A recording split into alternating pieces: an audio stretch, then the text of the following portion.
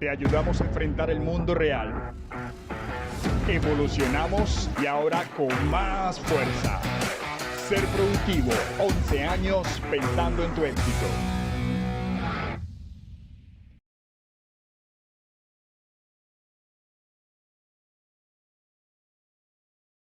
Todos los diagnósticos que nosotros veamos tienen un diagnóstico diferencial. El trastorno por déficit de atención, el trastorno de personalidad, el trastorno bipolar. Entonces, aquí puede que se estén relacionando, ¿sí? El trastorno diferencial puede que se estén relacionando, ¿sí? En este caso, por aquí el DSM-5 nos habla, así es, del diagnóstico diferencial que por lo general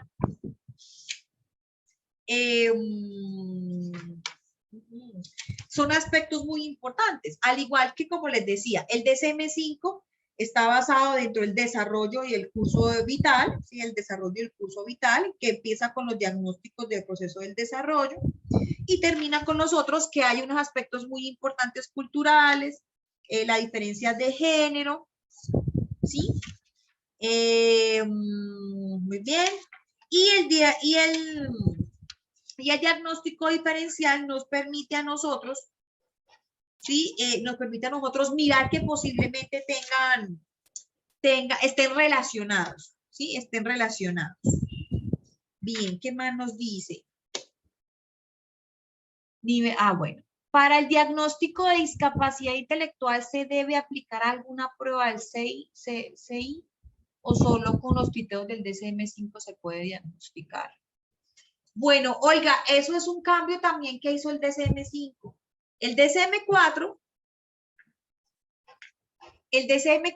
te pedía a ti para diagnosticar discapacidad intelectual una prueba de inteligencia, ¿sí? El DSM-4 te pedía a ti el coeficiente intelectual o el cociente intelectual. Te pedía una prueba de inteligencia, el DSM-4. Entonces, ¿qué pasaba? Tú le aplicabas al niño una prueba de inteligencia y el DSM te pedía a ti unos valores. Entonces, retraso mental leve, ¿cierto? Retraso mental moderado, retraso mental profundo, ¿verdad? En este caso, el DSM-5 quita la implementación de las pruebas de inteligencia y lo mide por competencias, por habilidades. Eso es algo que vamos a ver más adelante. Lo mide por habilidades, ¿sí? Entonces quita el coeficiente intelectual e impone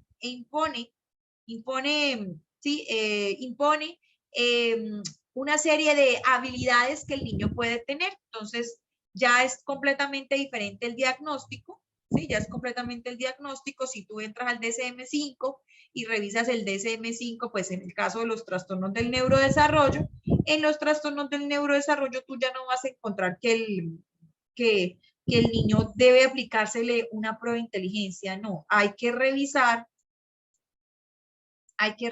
muy bien las diferentes, por ejemplo, escalas de gravedad de la discapacidad intelectual. Entonces acá es por competencias o por dominios, dominio conceptual, dominio social y dominio práctico, ¿sí? Que es un cambio también grande que tiene el DSM-5 ahora, que anteriormente en el DSM-4 nos tocaba aplicar una prueba de inteligencia, ahora no, ahora evaluamos los diferentes dominios basados en el DSM-5, ¿sí?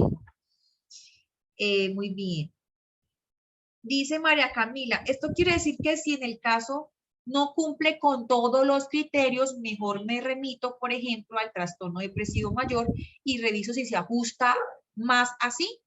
Exacto. Por ejemplo, si tú ves que tu paciente, obviamente tú tienes que tener un criterio clínico, ¿no, María Camila? Tú no me puedes estar diciendo, no, es que mi paciente debe tener, no sé, un trastorno de personalidad, o sea, un trastorno por aquí y un trastorno por acá. No, tú por lo menos debes unificar tus criterios y entender más o menos el paciente, cuáles serían esas hipótesis, ¿no? Entonces, digamos, si tú estás en un trastorno depresivo, un trastorno de ansiedad, una bipolaridad, que son trastornos que se parecen mucho, que tienen también comorbilidad, entonces tú, claro, tú tienes que revisar muy puntualmente el diagnóstico, pero tan puntual que se cumpla todo el tiempo, cómo, cuándo y dónde, para dar ese diagnóstico. Si no se cumple en algo pequeño, tienes que buscar otro diagnóstico que se acople a la perfección. ¿Sí? Muy bien. Dice Alba Lucía, en caso que soliciten la prueba al CEI, ¿estarían realizando un diagnóstico errado? No, pues no estaríamos utilizando un diagnóstico errado. Estaríamos de pronto desactualizados. Tú igual puedes seguir haciendo pruebas, de inteligencia y avalando y colocándole a un niño coeficiente intelectual de 30, de 40, de 80, ¿sí? Que el DSM-5, ¿qué es lo que hace? El DSM-5 quita la numeración, o sea, el niño no solamente es una prueba de inteligencia, hay niños que tienen dominios como las diferentes inteligencias, ¿cierto? Las diferentes inteligencias, entonces ya un niño con discapacidad intelectual ya no se le mide por un número, se le mide por un rango, ahora hay que evaluarlo de diferentes dominios, conceptual, social y práctico. No es que se esté dando todavía se hace, de hecho, no es que estés dando un diagnóstico errado, es que estás desactualizada y solamente estás viendo al niño desde la dimensión, diría yo, desde la dimensión de un coeficiente intelectual, ¿sí? Entonces, en ese caso, sí, ya debemos actualizarlos en el proceso. ¿Listo? Muy bien. Continuamos entonces. Ya sabemos la estructura, ya sabemos entonces el procedimiento, cómo están descritos cómo están descritos los diferentes diagnósticos, sus especificadores, su nombre, su apellido, la mamá, el papá, ¿sí? Ahora, la idea es poder entender entonces todos estos elementos que nos permiten dar el diagnóstico en el DSM-5. Dice,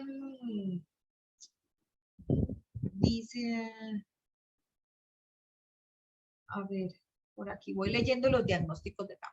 Profe, ¿el diagnóstico se hace al final de las sesiones acordadas o cuándo se hace? Dentro de los diferentes procesos clínicos, ustedes como psicólogos, cuando dan un diagnóstico, se da dentro de las sesiones. Tú no vas a dar un diagnóstico a la primera cita.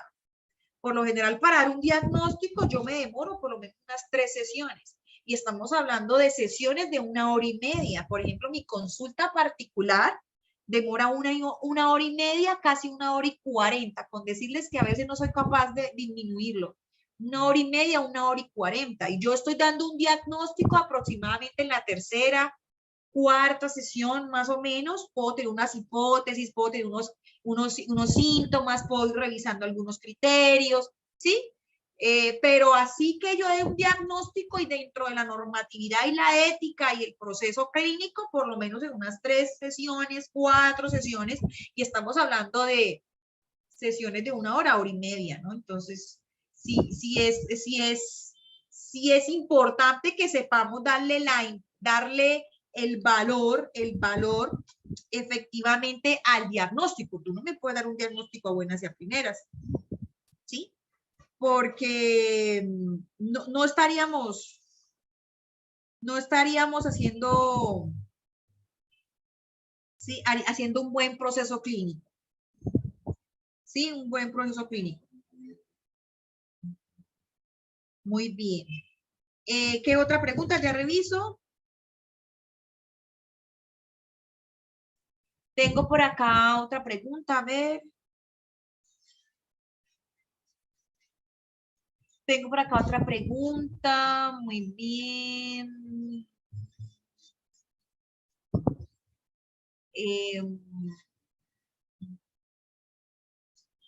Bueno, acá. Pero siempre es mejor apoyarse en una prueba psicométrica, ¿no? Para la evaluación sea más completa, sobre todo en casos de discapacidad intelectual. Ah, Lina, claro, tú puedes efectivamente, pues sí, claro, tú puedes hacer una prueba psicométrica, claro, eso no está de más, basados en el DSM-4, porque todas las pruebas psicométricas están basadas en el DSM-4 si hablamos en el TELIN. Si hablamos de discapacidad intelectual, están basadas en el DSM-4. Pero tú puedes complementar el diagnóstico, no solamente encerrándome a ese niño en retraso mental moderado. Ajá, pero el niño con retraso mental moderado, ¿qué competencias tiene? ¿Qué dominios tiene? Del campo conceptual, el campo social, ¿cierto? En el campo de comunicación. No solamente es un niño con un retraso mental, como lo dice el DSM-4, sino que el niño con discapacidad intelectual leve, moderada o grave tiene unos dominios. Eso es muy importante también evaluarlo, digamos, en este caso, ¿sí? Del proceso, ¿no? Muy bien. Bien. ¿Qué otra pregunta? Bueno, voy a ir acá adelantando un poquito y ya voy respondiendo las preguntas que vamos a ir adelantando en el tema. Muy bien. Para codificar entonces la enfermedad, como lo estábamos viendo ahorita, para codificar necesitamos una historia clínica, o sea, sí o sí, para diagnosticar en el DSM-5, bueno, cualquiera, el DSM-5 y DSM-4, necesitamos una historia clínica, unos síntomas actuales del paciente, una confrontación de esos síntomas en los criterios de diagnóstico, y por aquí respondo entonces la pregunta de algunas personas dentro del diagnóstico diferencial, de la comorbilidad, ¿sí? Los criterios. Entonces, les cuento, dentro de la para codificar esa enfermedad específica, para codificar esos síntomas, hay que hacer una historia clínica y que hay que revisar todos los antecedentes de nuestro paciente, la confrontación de esos síntomas con los criterios. Entonces, los síntomas del paciente los confrontamos con los criterios del DSM-5 para ver el diagnóstico de esa enfermedad. Por lo general, cuando damos un diagnóstico, pues bueno, eso lo vamos a ver también más adelante, los diagnósticos, cuando damos un diagnóstico, efectivamente tenemos que revisar, hay que tener en cuenta esas enfermedades causadas por los síntomas. En este caso, ¿qué es el diagnóstico diferencial? Dentro del proceso de lo que nosotros hacemos, el diagnóstico diferencial es un procedimiento que se identifica una enfermedad, ¿sí? Mediante alguna exclusión de algunas causas que están presentes en el cuadro clínico del paciente, ¿sí? Semejante a esa patología que el paciente está viviendo. Ese diagnóstico diferencial hace referencia a esos síntomas, ¿sí? A esos síntomas que persiste el paciente, esas causas que tiene el paciente. En este caso, cuando hablamos de diagnóstico diferencial, es que el paciente puede también tener este diagnóstico. Por ejemplo, el trastorno de ansiedad con el trastorno de depresión. Se pueden unir estos diagnósticos. Puede haber un diagnóstico diferencial. Cuando hablamos de diagnóstico diferencial, hablamos de esa diferencia de esos trastornos de los cuales tienen síntomas similares, ¿sí? Entonces yo puedo decir, digamos, podemos decir, por ejemplo, la discapacidad intelectual con, digamos, el TDAH, que a veces también se relaciona. Hay una similitud en estos trastornos, ¿sí? Que corresponden a síntomas muy parecidos, que corresponden a la enfermedad, ¿sí? Que corresponden a la enfermedad. Entonces, en ocasiones, el diagnóstico diferencial también ayuda a diferenciar de un diagnóstico a otro, ¿sí? Entonces, ese diagnóstico diferencial nos permite también nosotros la distinción de esas enfermedades del paciente y otras similares, ¿sí? Y otras similares. Estoy leyendo el DSM, aquí lo dice en el DSM, estoy leyendo aquí el DSM, que son los elementos del diagnóstico, ¿sí? Bien, cuando entonces para codificar esas enfermedades específicas nos toca con una historia clínica sí o sí, ¿sí? Y bueno, ver los antecedentes, ver todo el tema de los signos y síntomas del paciente. Por aquí me preguntan también de la comorbilidad. La comorbilidad también está asociada a la morbilidad, que es un término para describir dos o más trastornos o enfermedades que ocurren en la misma persona, ¿sí? Que pueden ocurrir al mismo tiempo o una después del otro. Por ejemplo, la comorbilidad de los pacientes con depresión. Los pacientes con depresión pueden tener una comorbilidad con los trastornos del consumo de sustancias, por ejemplo, el alcohol. Muchos pacientes que se deprimen pueden tener problemas de consumo de alcohol. Entonces, aquí hay una comorbilidad, ¿sí? Que en este caso también es conocida como morbilidad asociada al término para describir dos o más trastornos o enfermedades que ocurren en la misma persona y pueden ocurrir al mismo tiempo o uno después de otro. ¿Listo? Estoy aquí leyendo el DSM-5, todos los criterios que significa el abordaje clínico, el diagnóstico, también tenemos diagnóstico principal, diagnóstico provisional, estamos leyendo el DSM-5 cómo está codificado, ¿no? Los métodos de codificación del registro, ¿sí? Bien. ¿Qué es un trastorno mental según el DSM-5? Pues bueno, es un síndrome caracterizado por una alteración clínicamente significativa. Cuando hablamos de clínicamente significativa, es que el paciente realmente lo tiene. No es que ahora me pongan ustedes a diagnosticar a todo el mundo. Apenas conocen ustedes el DSM-5, ya se ponen a diagnosticar a todo el mundo, ¿no? Sí, es una alteración clínicamente significativa del estado cognitivo, emocional, del comportamiento del individuo. Y en este caso, los trastornos mentales tienen unos procesos psicológicos, biológicos del desarrollo de la función mental. Recuerden, nosotros somos primero cuerpo y luego somos psiquis, ¿no? Entonces, los trastornos mentales siempre tienen de base un componente biológico. Por eso, muchos de estos trastornos también nos hablan del proceso clínico, médico, psiquiátrico, farmacológico de los pacientes. Entonces, aquí nos toca también entender que los trastornos mentales también tienen una base biológica que requieren de atención, ¿sí? Bien, a ver, ¿qué otro pregunta? ¿Solo los clínicos dan diagnóstico? Rita, creo que entraste tarde a la clase porque fue lo primero que expliqué. No, todos los psicólogos podemos realizar diagnósticos. Todo depende del contexto en el que tú estás. Si tú estás en el contexto social, educativo, jurídico, organizacional, no puedes hacer diagnóstico. Pero si tú entras en el campo de la salud, una IPS, debes tener unos permisos especiales, debes escribir tu tarjeta profesional en el RETIS, tener unos permisos desde la Secretaría de Salud, ¿vale? De Salud. Muy bien. Los psiquiatras son médicos, ellos ya con ser médicos, ya ellos pueden ya dar diagnósticos y demás. Listo, bueno, nos quedamos en las preguntas de discapacidad intelectual, ¿no? Espérense que la próxima clase vamos a hablar de uno a uno. Aquí solo estamos aprendiendo a ver las generalidades. Para medir el deterioro cognitivo en un adulto, la EPS solicitó la prueba del CI.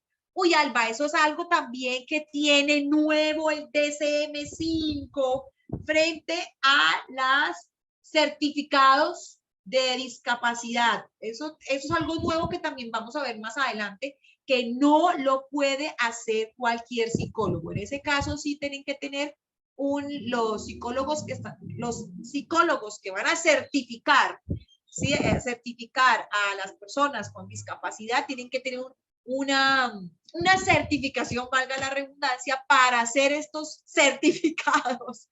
Entonces, esto lo hablaremos más adelante frente a los diferentes cambios que tiene el DSM-5 también. De hecho, aquí lo podemos ver, pero no lo podemos hacer porque eso sí ya está estipulado que es una junta médica que debe hacer estos procesos. Bien.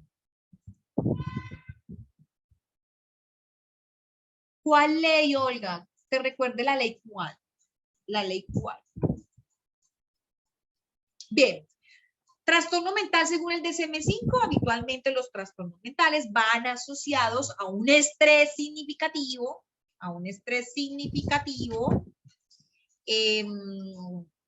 asociados a una discapacidad, ya sea social, laboral y actividades importantes, que esto también lo vamos a ver dentro del DSM-5 en los diferentes procesos. Muy bien, estos son los dos documentos que más se utilizan en el ámbito de la salud, ¿sí? Estas son las dos clasificaciones de los trastornos mentales más utilizadas actualmente en la salud. Tenemos el DSM-5 y el CIE-10, ¿sí? El DSM-5, en este caso el documento que estamos viendo, y el CIE-10, que es la clasificación estadística. Es decir, aquí en el CIE-10 tenemos los códigos del DSM-5. Aquí están todas las enfermedades, todas. Solo que aquí en el DSM-5 sacan las de salud mental. sácalas de salud mental, que son el estudio efectivamente de los psiquiatras y de los psicólogos. La ley que mencionó hace un rato, la ley 1090 de la ética profesional del psicólogo en Colombia. En Colombia la ley 1090 es la que nos rige a nosotros todos frente a la ética, ¿sí? Frente a lo que tenemos que hacer y no tenemos que hacer en consulta. Entonces, la ley 1090 que también la vamos a estar viendo más adelante, porque eso sí, nosotros tenemos que tener muchísimo cuidado, prudencia al momento de dar un diagnóstico. Muy bien. ¿Qué más tenemos? El diagnóstico en el DSM-5. Antes de cada nombre, como lo decíamos, tenemos un código. Este código está en paréntesis. Para los trastornos, el código se puede indicar únicamente de acuerdo al subtipo especificador, ¿verdad? Si es leve, grave o moderado, tiene cada uno un código basados en esto. El código del CIE-10 se está utilizando a partir del 1 de octubre del 2014. En el 2015 ya salió el CIE-11. Por ejemplo, ya salió el CIE-11 en el 2015, que yo actualmente mi empresa de salud no lo está utilizando. Sé que ya lo utilizan otras empresas, no sé ustedes, los que trabajen aquí en salud, si alguno de ustedes trabaja en alguna EPS, alguna IPS, cuéntenme si ya está trabajando el CIE-11, ¿sí? No sé. Dice Rita, profe, ¿podemos tener acceso al manual? Claro, se los enviaron al grupo, Al grupo les enviaron el documento. Dice Rosa María, profe, ¿podría explicar la diferencia entre el CIE-10 con el DSM-5? Vuelvo y repito, Rosa. El DSM-5 es el manual diagnóstico de los trastornos mentales. El CIE-10 es la clasificación estadística internacional de enfermedades y problemas relacionados a la salud. Por ejemplo, Rosa, tú vas a tu EPS a sacar una cita. Resulta que tú fuiste por gastritis. Tú llegas a la EPS donde te atienden y el médico da un diagnóstico, gastritis. ¿Dónde saca él esos diagnósticos y esos códigos? Del CIE-10, porque este es el modelo médico. ¿Qué pasa aquí? Aquí están todas las enfermedades. Aquí en el CIE-10 o en el CIE-11, que efectivamente ya salió, están todas las enfermedades, desde una diarrea, una tos, hasta la enfermedad más rara y extraña del mundo, ¿sí? Están aquí en el CIE-10. Y aquí en el CIE-10, que es el modelo médico, están también los trastornos mentales. Solo que el DSM-5 sacó del CIE-10 este documento para estudio de los psiquiatras y los psicólogos. ¿Listo? Muy bien. Muchachos, entonces, para ir entonces ya cerrando, porque ya son las 8:30, tenemos que organizar los diferentes capítulos y esto es una tarea que les va a quedar a ustedes. Tarea, muchachos. Vamos a aprendernos todos los trastornos que tiene el DSM-5. Todos los diagnósticos nos los vamos a aprender. Vamos a aprendernos todos los diagnósticos. Por aquí pregunta Caterine, profe, y entonces para diagnosticar en la EPS, ¿sí se utiliza el CIE-10? ¿Cómo se hace? Ay, Caterine, acabo de decirlo. Caterine.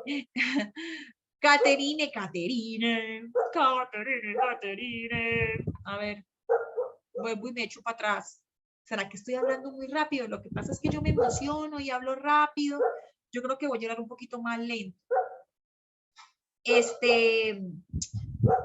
A ver, los componentes del DSM-5. En los componentes del DSM-5, si ustedes se dan cuenta, en el manual, tienen los códigos del CIE-10. Caterine, míralos. Ay, no, Caterine. Caterina, mírelos. No quiero que nadie se me vaya sin ninguna duda. Míralos. Si te das cuenta que aquí en el bueno, a ver acá, a ver. ¿Dónde está? Miren acá. Caterine, mira, por ejemplo, acá en el trastorno del lenguaje, tiene aquí, ¿sí ves los códigos? ¿Sí ves? Es que no tengo para rayar, qué cosa, ¿por qué no tengo para rayar? Ay, no, ay, no, ay, ¿qué hice? Ay, Dios. ¿Qué hice? ¿Qué hice? Ya. Caterine, mira, aquí está el diagnóstico, míralo, ¿sí lo ves? ¿Sí lo estás viendo? ¿Sí lo ves? ¿Sí lo ves? ¿Sí lo ves? Mira, es que no, tan raro, no puedo rayar. Mira, si ves acá, digamos, trastorno del lenguaje, aquí están los códigos, mira, aquí están los códigos. 315.32 son los códigos del CIE 10. Y este es el código, ¿sí? Perdón, este es el código del CIE 9, el 315.32, y este es el código del CIE 10, F80.2. ¿Ves? Entonces, ¿qué pasa? Lo acabo de decir. Es la clasificación, ¿sí? Si a ustedes les entregan, pues, efectivamente, a todos nos van a entregar el CIE 10. A todos nos van a entregar el CIE 10. A todos, a todos, a todos.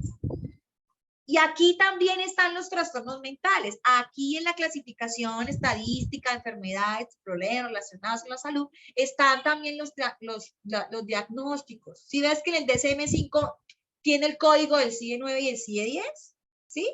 ¿Qué pasa? Sino lo que hizo el DSM, el diagnóstico manual, fue sacarlos del CIE 10 y ponerlos los más bonitos, más acordes, más punto a punto. ¿Listos? ¿Capisci o no capisci? ¿El CIE 10? ¿Compartí también el CIE 10? Bueno, si quieren el CIE 10 para diagnosticar, no sé, qué enfermedad. El CIE 10, pues claro, no hay problema, el CIE 10, es más, en Google ustedes pueden googlear y colocar buscador CIE 10, porque es que el CIE 10 tiene muchas enfermedades. Las que nos interesa solo es el DSM-5. Entonces, ¿para qué el CIE 10? Solo pidan. Bueno, vamos a aprendernos todos los trastornos del DSM-5. ¿Cuáles son los diagnósticos que tiene el DSM-5? ¿Cuáles son los trastornos? Es la tarea que les va a quedar para el viernes que nos vamos a ver. El viernes vamos a empezar a ver todas las diferentes diferencias que tiene, ¿sí? Primero, recuerden que los cambios más significativos del DSM-5 fue que está relacionado, lo que nos dice el DSM-5, que está relacionado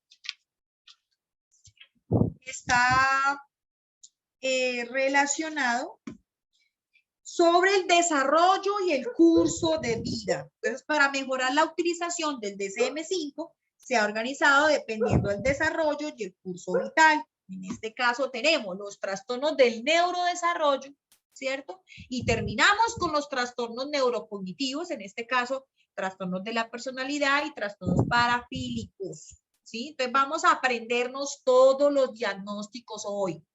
¿Cuáles son? ¿Cuáles son los diagnósticos? ¿Cuáles son esos diagnósticos? Si usted no conocía los trastornos, se los presento, mucho gusto. Capítulo de diagnóstico del DSM-5, les presento a los psicólogos aquí que los van a utilizar a ustedes, que los van a utilizar ustedes. De hecho, yo tuve un paciente que no tuve necesidad de diagnosticarlo. Él ya se había leído el DSM-5. Doctora, tranquila, yo ya sé qué es lo que tengo, yo ya sé qué es lo que tengo, yo ya leí el DSM-5. Yo sé que tengo, doctora, ya he revisado los criterios, las diferencias, los estudios, de los cuales nos llevan a decir, hombre, ups, ¿cierto? Ups.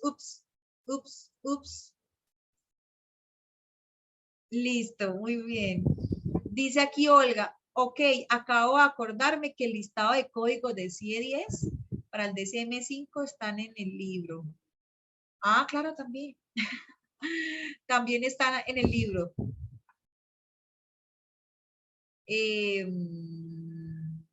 Listo. Muy bien, muy bien. Claro que sí, esto queda grabado, no os preocupéis. Grabado y les envío el material aparte porque hay mucho material que tenemos que trabajar. Mucho.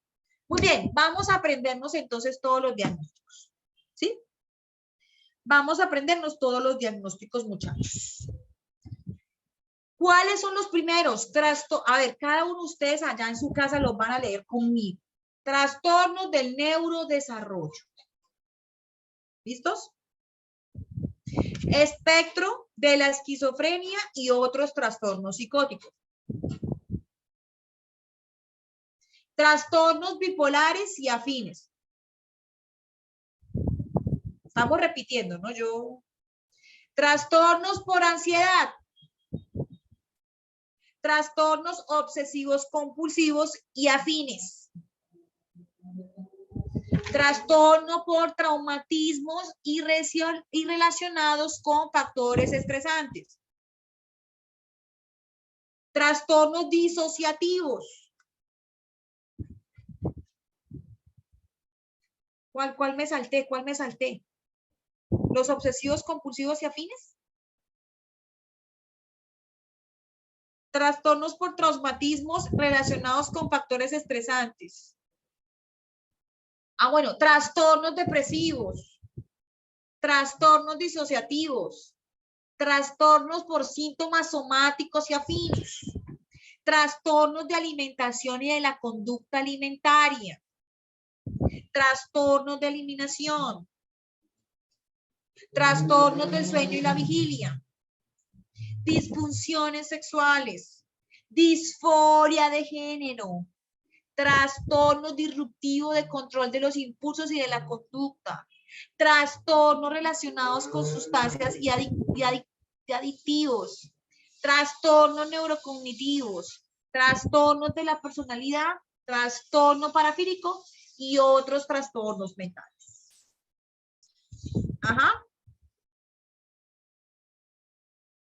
Les presento los diagnósticos. Estos solamente son los títulos. Cada uno de ellos tiene unos subtipos. Sí, estos son los generales. Así que quiero que todos nos lo aprendamos. Trastornos neurocognitivos, de esquizofrenia, bipolares, depresivos, ansiedad, obsesivos, traumatismos, disociativos, somáticos, alimenticios, eliminación del sueño, sexuales, de género, disruptivos, de sustancias, neurocognitivos, de personalidad, parafílicos y otros trastornos mentales.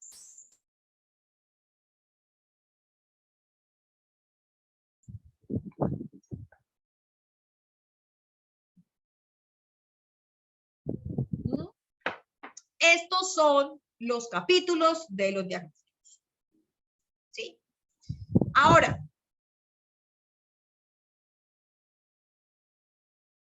quiero mostrarles. Aquí tenemos el DSM-4 y aquí tenemos el DSM-5. ¿Sí? Las categorías principales de los trastornos normalmente diagnosticadas y los trastornos, los que acabamos de leer, del DSM-4 al DSM-5. El DSM-4 del 2002 y el DSM-5 del 2013. ¿Listo? Ahora, cada uno de ellos, como lo explicaba ahorita, en el DSM-5 tiene unos especificadores, tiene unos subtipos, tiene unas clasificaciones y demás, ¿verdad? Ahora, el DSM-5 mantiene estas categorías, pero elimina los ejes. El DSM-4 manejaba 5 ejes, ¿sí? El DSM-4 manejaba 5 ejes. Ahora el DSM-5 no maneja ejes. No maneja ejes. Por lo cual usted tranquilamente puede colocar su diagnóstico solito, sin ningún eje más, ¿sí? Entonces, en este caso, todos los diagnósticos los ponemos en un solo eje. Ya no hay ejes, ya desaparece el sistema multiaxial, ahora es axial, uno solito, ¿vale? En este caso, muchos de los cambios que también ha tenido el DSM-5 corresponden a la cultura, ¿sí? A las evaluaciones, a los inventarios de personalidad, vamos a ver unos inventarios que también hay de personalidad, a la entrevista para la formulación cultural, las escalas autoaplicables, evaluaciones transversales del diagnóstico que también lo tiene, y el WODAS. El WODAS. El WODAS es un instrumento que tiene el DSM-5 para evaluar la discapacidad en los usuarios. En este caso, alguna de ustedes me preguntaba, ¿cierto? Me preguntaba que en la EPS estaban pidiendo un certificado a un paciente de discapacidad y que una psicóloga tenía que hacer una prueba. Resulta que la prueba que tiene que hacer esa psicóloga junto con un equipo multidisciplinario de médico, fonoaudiólogo o fisioterapeuta es el WODAS. Y eso no lo pueden hacer nosotros. Eso sí no lo podemos hacer nosotros. Tenemos que estar certificados con el ministerio para poder hacer esos certificados de discapacidad. ¿Vale? Son las cosas nuevas que tiene el DSM-5. ¿Sí? Que vamos a estar viendo poco a poco, poco a poco, poco a poco. ¿Sí? Poco a poco en el diagnóstico. Muy bien, ahora vamos a verlos uno a uno. Vamos a verlos uno a uno, que ya me están preguntando qué es tal cosa, qué es tal cosa. Vamos a verlos uno a uno. En el trastorno del neurodesarrollo, vamos a empezar a ver el DSM-5. En el trastorno del neurodesarrollo.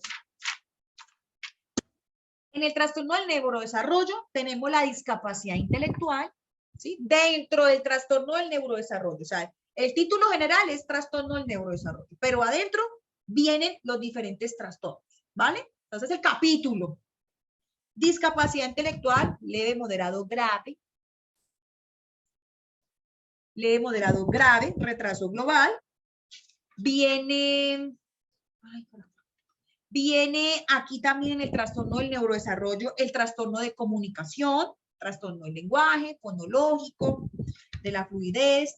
También aquí en el trastorno del neurodesarrollo viene el trastorno de espectro autista. Siempre cuando ustedes me vayan a hablar con un paciente, tienen que decirle el nombre completo. Trastorno de espectro autista, trastorno por déficit de atención y hiperactividad, trastorno de aprendizaje, trastornos motores, trastornos de tics y otros trastornos del neurodesarrollo, ¿vale?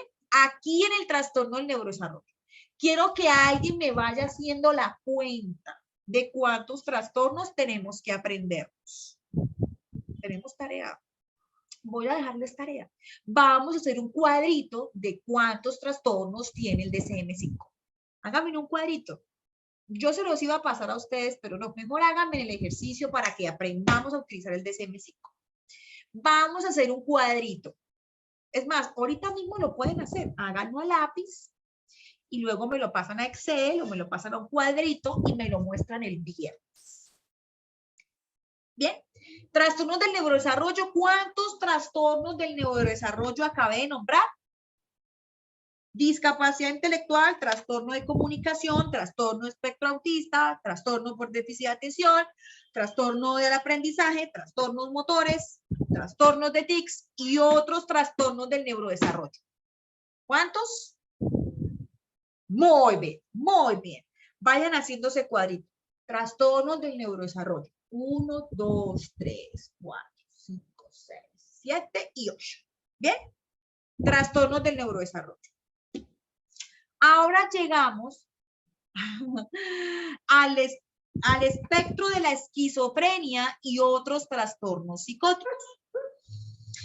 Aquí tenemos en las principales especificadores del espectro de la esquizofrenia y otros trastornos psicóticos, tenemos el trastorno esquizotípico, que hace parte de un trastorno de personalidad, pero lo comparte la esquizofrenia, trastorno delirante, psicótico breve, esquizofreniforme, esquizofrenia,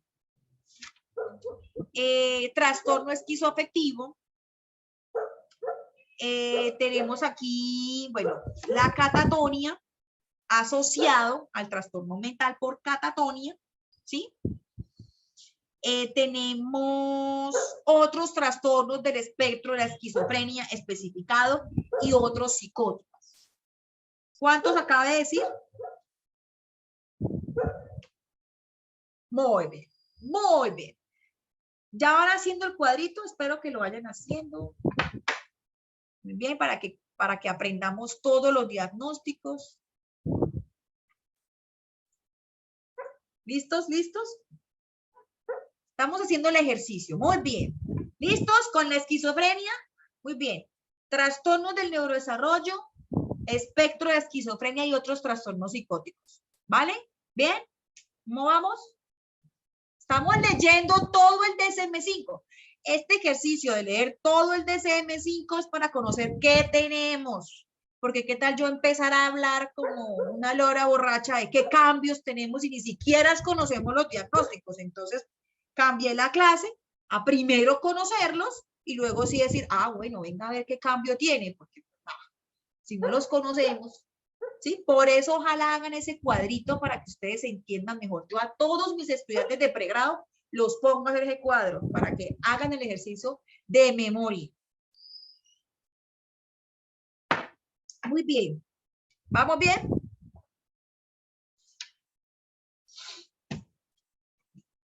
¿Vamos bien? ¿Vamos bien?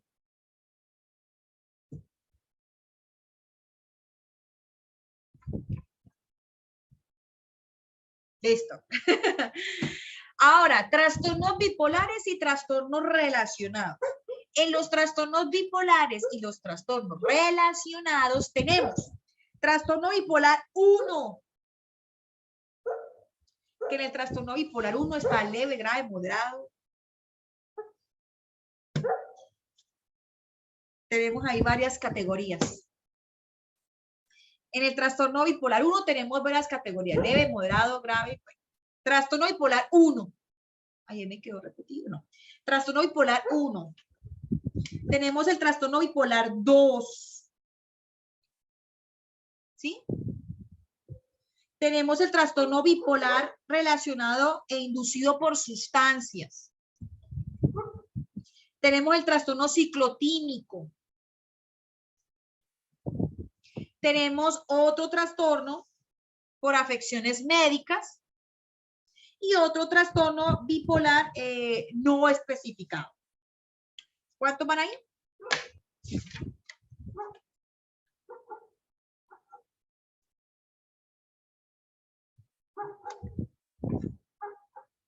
Ahora entramos a los trastornos depresivos. En los trastornos depresivos tenemos el trastorno de desregulación disruptiva del estado de ánimo. Este es nuevo. Si los que estuvieron conmigo en la introducción, este es nuevo. Estas son de las pataletas en los niños.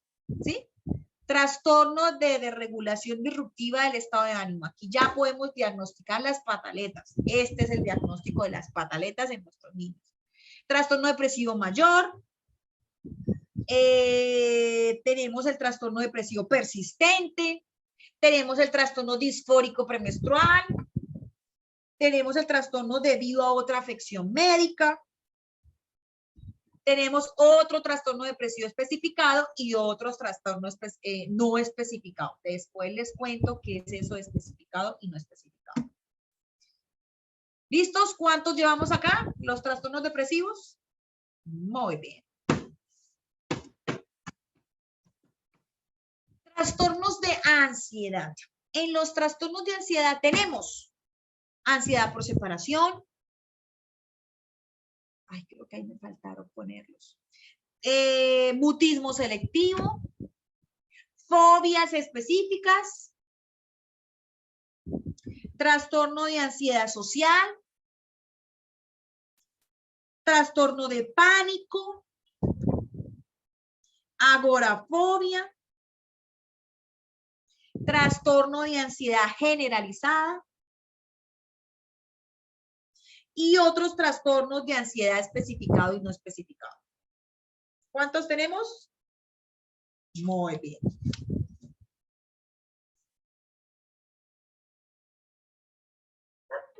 Muy bien.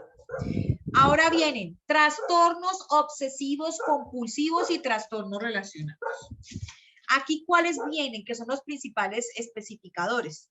Está el trastorno obsesivo compulsivo, está el trastorno disfórico corporal. El trastorno disfórico corporal es las personas que se ven diferentes, digamos, que no se ven así, sino que se ven como con otras formas en el rostro o en el cuerpo. Trastorno, trastorno obsesivo compulsivo, trastorno disfórico corporal, trastorno de acumulación, tricotilomanía, la tricotilomanía es la manía de arrancarse el pelo. Trastorno de escoriación, la de rascarse. Y bueno, trastornos relacionados, inducidos por sustancias, medicamentos.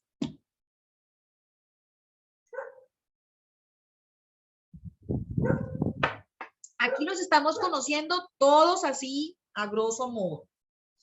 Tenemos los trastornos relacionados con traumas y factores de estrés.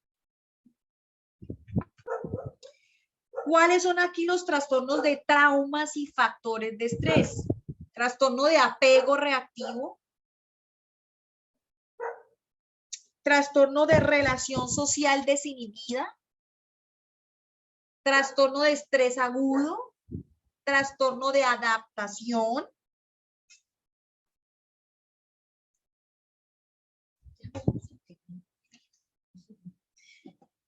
Trastorno de adaptación. Ay, caramba, me perdí. Trastorno de apego reactivo, trastorno de relación desinhibida, trastorno de estrés postraumático, se me olvidó, trastorno de estrés agudo, trastorno de adaptación y otros trastornos relacionados con traumas y factores de estrés especificados.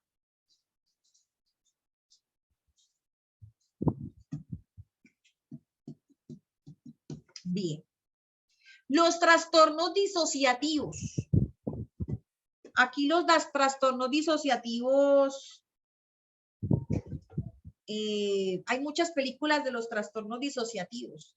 Esa película de Fragmentado, ¿alguien vio la película de Fragmentados? ¿Sí? Son trastornos disociativos. Los dichosos trastornos múltiples de personalidad, los trastornos múltiples de personalidad son los trastornos disociativos. O la película, o la foto que puse ahí, ¿sí vieron la película que tengo ahí? La película de este hombre que tenía dos personalidades, ¿cómo era? ¿Cómo se llamaba esa película? La imagen que tengo aquí de Jim Carrey haciendo la película de Irene, yo y mi otro yo, exacto, son los trastornos disociativos. En este caso, los trastornos de identidad disociativo, ¿sí? Amnesia disociativa, trastorno de despersonalización y desrealización y otros trastornos disociativos, ¿sí? Estos son los trastornos disociativos. Los trastornos alimenticios, está la anorexia, ay caramba, los trastornos alimenticios están, espérenme un segundo, sí, creo que por aquí no. Sí. Los trastornos alimenticios, acá están los trastornos de la conducta, ¿sí? De la conducta alimentaria y de la ingesta de alimentos, que aquí de hecho me hizo falta algunos, por eso la tarea.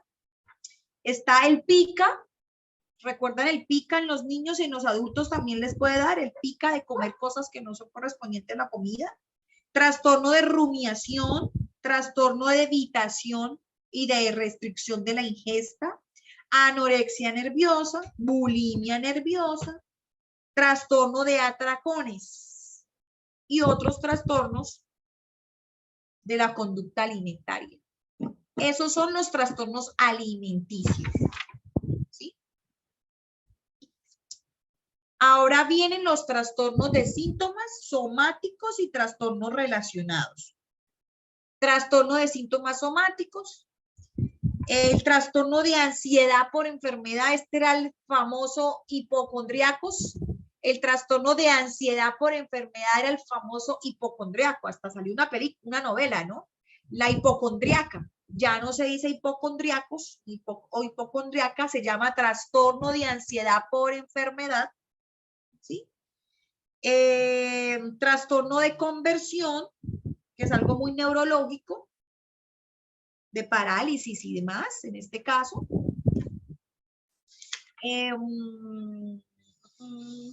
Trastorno facticio, el facticio, que está aplicado también a neurológicos, y otros trastornos de síntomas somáticos. Rosita, los trastornos alimenticios ya los dijimos. Si no los alcanzaste a escuchar, Rosita. Rosita no alcanzó a escuchar los trastornos alimenticios rápidamente porque nos está acabando el tiempo. Y aquí yo sé que están haciendo el cuadrito. Trastornos de la conducta alimentaria, Rosita, tenemos el PICA. Trastorno de rumiación, Rosita. El de anorexia, Rosita. El trastorno de evitación y restricción de la ingesta, Rosita. Bulimia. Trastorno de atracones, ¿sí? Ese es el de trastornos alimenticios. ¿Listo? Trastornos de síntomas somáticos, esto es muy relacionado a la parte neuronal. Trastornos de síntomas somáticos, de ansiedad, enfermedad, trastorno de conversión, trastorno facticio. Bien. Tenemos los trastornos del sueño y de la vigilia. En los trastornos del sueño y de la vigilia tenemos insomnio, trastorno de insomnio, trastorno por hiperinsomnia, narcolepsia.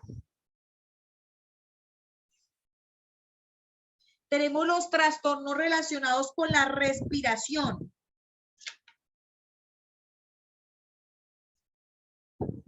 Tenemos las parasomias, o sea, el despertar, trastorno que se despierta. La persona se despierta en el sueño REM.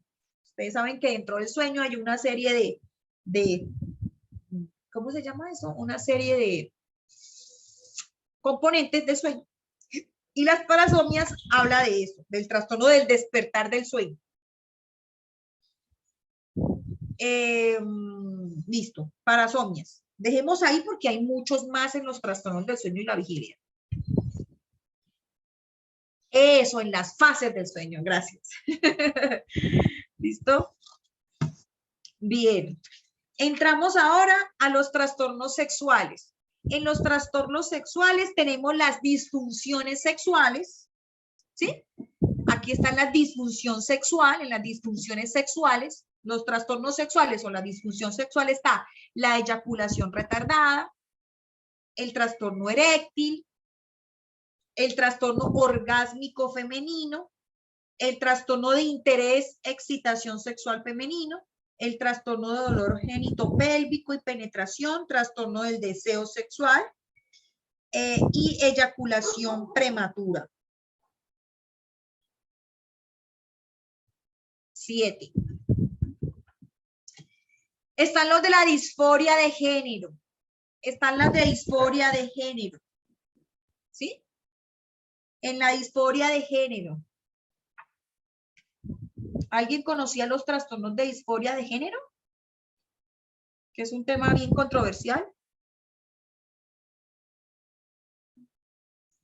Que esto, la disforia de género en el área del sexo y el género es algo muy controvertido y ha conducido a una proliferación de términos cuyos significados varían con el tiempo entre las distintas disciplinas y dentro de cada una de ellas. Estoy leyendo el DSM-5. Nos habla de la necesidad de introducir el género surgido con el entendimiento de que los sujetos con indicadores biológicos de sexo se sienten ambiguos o en conflicto, ¿sí?, con su rol que se vive en la sociedad o en la identidad como varón o mujer, ¿sí?, que se asocia efectivamente al conjunto de estos indicadores biológicos. Es decir, las personas que nacen siendo hombres o mujeres, pero no se sienten hombres o mujeres. El sexo puede ser hombre y mujer, pero el género depende de su rol y cómo se siente. Entonces acá tenemos disfunción, disforia de género. En la disforia de género está la disforia de género, tanto en niños como en adultos, y otra disforia de género especificada y no especificada. Muy bien. Tenemos los trastornos disruptivos del control de los impulsos y de la conducta, ¿sí? Que aquí hablaban de los trastornos de la conducta En el DSM-4 ahora se llaman trastornos disruptivos del control de los impulsos y de la conducta, que tenemos el trastorno explosivo intermitente, el negativista desafiante, el trastorno de la conducta. Aquí también está un trastorno de la personalidad, piromanía, cleptomanía. Aquí en los trastornos disruptivos.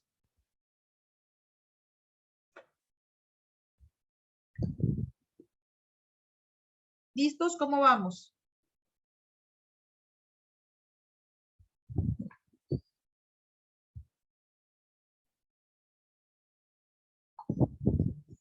¿Vamos bien? ¿Cuántos son aquí? Bien.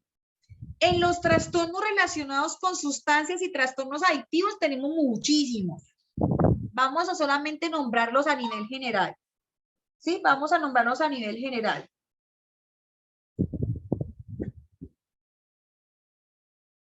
Tenemos en los trastornos relacionados con sustancias y trastornos adictivos están el del alcohol, cafeína, cannabis, alucinógenos, inhalantes, opiáceos, sedantes, estimulantes.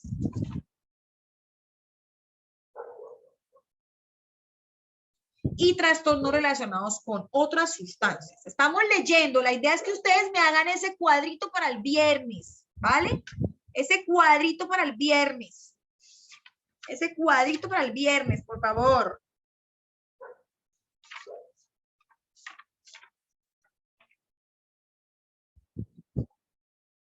Ay, sí. Creo que sí, tienes toda la razón. Tienes toda la razón. Creo que me comí uno.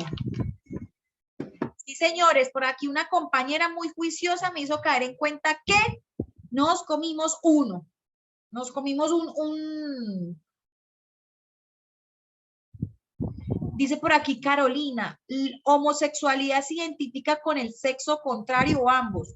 Carolina, el DSM-5 no habla de la homosexualidad como un trastorno mental, entonces ahí no vas a encontrar la homosexualidad. Encuentras en la disforia de género. La disforia de género es muy diferente a la homosexualidad, ¿sí? Tienes toda la razón. Nos acabamos, Fanny me hizo caer en cuenta que faltó los trastornos de excreción. Ojo pues, en los trastornos de excreción está la enuresis, la encopresis.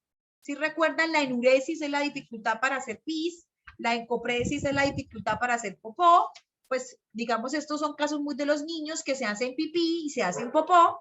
La enuresis, la encopresis y otros trastornos de la excreción especificada. Gracias, Fanny, porque nos hizo falta los de excreción. Los de excreción, tienes toda la razón.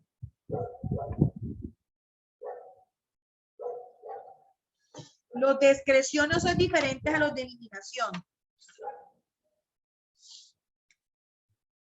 Bueno, sí, son los de eliminación.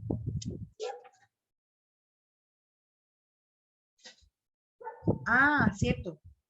Los de eliminación en el DSM-5 hablaban el DSM-4 hablaba de la encopresis, ¿no? Encopresis y enuresis. Encopresis y enuresis. Trastornos de excreción. Los trastornos de excreción en el DSM-5 son los de eliminación. En el DSM-4. En el DSM-4 de eliminación.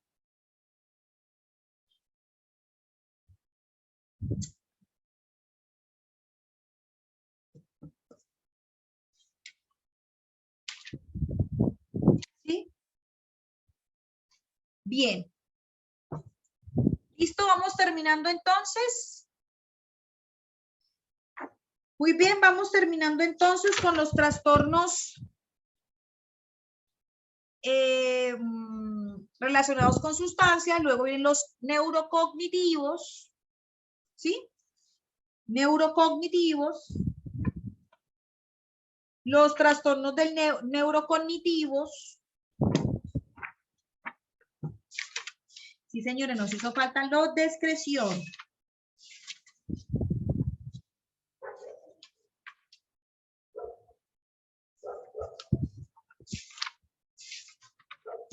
15. Ujú.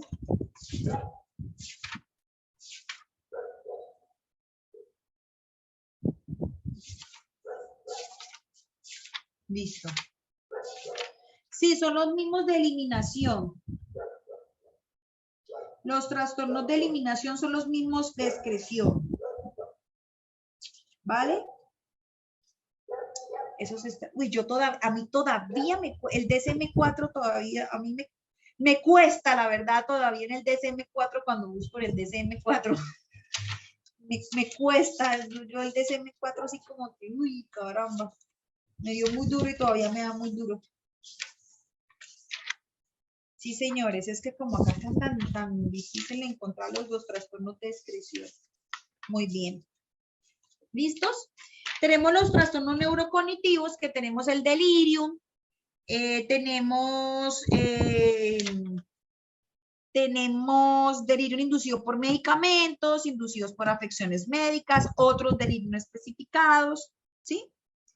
Tenemos el trastorno neurocognitivo mayor probable debido a la enfermedad, o sea, el Alzheimer, ¿sí?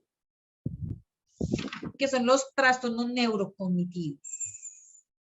Los trastornos de personalidad. En los trastornos de personalidad están grupo A, paranoide, esquizoide, esquizotípico. Grupo C, evitativo, dependiente, obsesivo.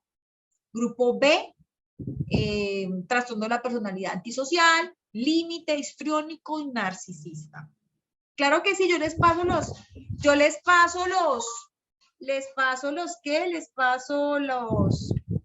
las diapositivas, pero la idea es que me hagan el cuadrito. Revisen el DSM-5 ya que ustedes tienen ahí el documento. Hagan el cuadrito, hagan el ejercicio. Tenemos los trastornos parafílicos como el voyerismo, el exhibicionismo, el masoquismo, la pedofilia, el sadismo sexual, el fetichismo, el trastorno de travestismo, ¿sí? En los trastornos parafílicos. Y listo, tenemos otros trastornos mentales que pueden ser objeto de atención clínica, ¿sí? Que aquí entran todo lo del maltrato, lo de la violencia, ¿sí? En fin. Muy bien.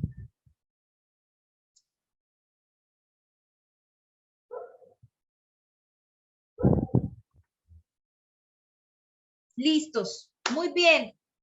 Querida familia, que ahora me acompaña hasta abril, acabamos de ver y entender el DSM-5.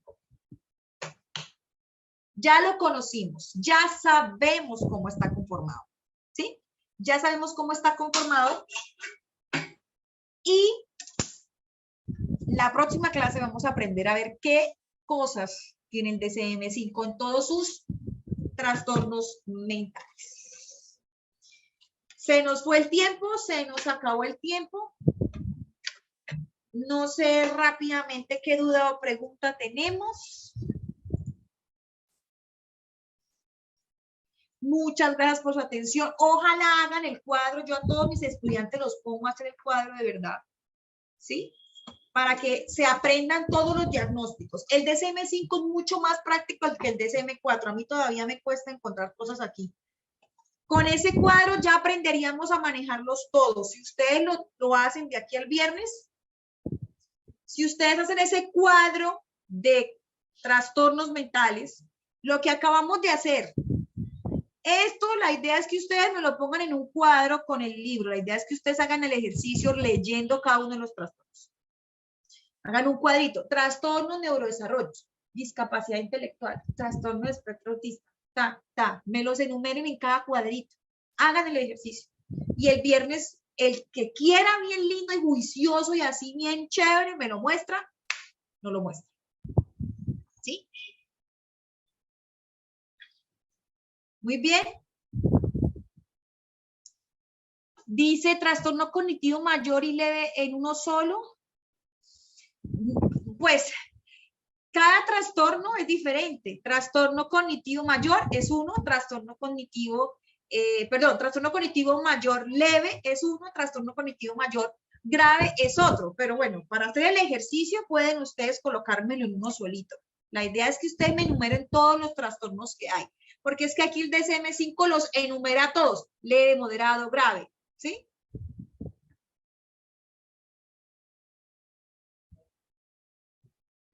Dice María Camila Espinosa, ¿un duelo no resuelto puede ser un diagnóstico? Claro, María Camila, está en depresión. Está en los trastornos depresivos, el duelo no resuelto. Eso lo vamos a ver la próxima clase con página y todo. Hoy aprendimos a nivel general cómo estaba conformado el DSM-5. Muchas gracias a todos, muchas gracias. Listo, una feliz noche. El cuadro como la indicación, el título del trastorno, digamos, trastornos del neurocognitivos. Y ustedes me describan los diagnósticos que tiene cada